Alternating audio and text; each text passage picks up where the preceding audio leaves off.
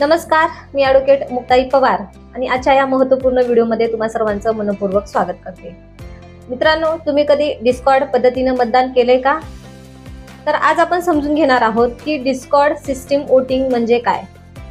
आपल्या भारत देशाच्या बाजूला असणाऱ्या नेपाळ या देशामध्ये राजकीय अस्थिरता निर्माण झाली आणि त्या राजकीय अस्थिरतेमधून तेथील निवडणूक झाली आणि पंतप्रधान पदावरती इतिहासातील पहिली महिला सुशीला कार्की नावाची महिला त्या ठिकाणी पंतप्रधान म्हणून निवडून आल्या आणि त्यांनी आज पदग्रहण केलं।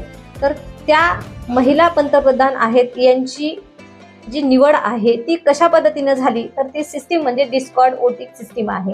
तर आता ही डिस्कॉर्ड वोटिंग सिस्टीम म्हणजे काय हे आपण थोडक्यामध्ये समजून घेणार आहोत।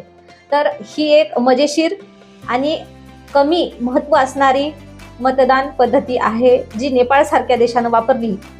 ऑनलाईन पद्धतीनं तेथील पंतप्रधान पदाची जागा त्यांनी त्या ठिकाणी भरलेली आहे।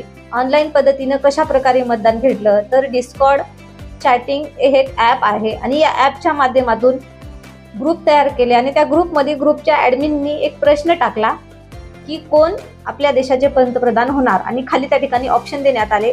आता ह्या डिस्कॉर्ड वोटिंग पद्धतीमध्ये दोन प्रकारचे पोल असतात, ज्यामध्ये एक रिॲक्शन पद्धतीने आपण आपलं मत मांडू शकतो आणि दुसरं आहे ते पोल वोट वोटिंग पद्धतीने मांडू शकतो। जसं की ते पोल वोट वोटिंगचं ऑप्शन जर आपण इन्स्टॉल केलं तर त्यामध्ये आपल्या सर्व उमेदवारांचे त्या ठिकाणी नाव आणि त्यांचं जे कुठलं डिटेल्स आहे मिळतात आणि त्या डिटेल्सच्या माध्यमातून आपण त्या ठिकाणी मतदान व्यक्त करू शकतो।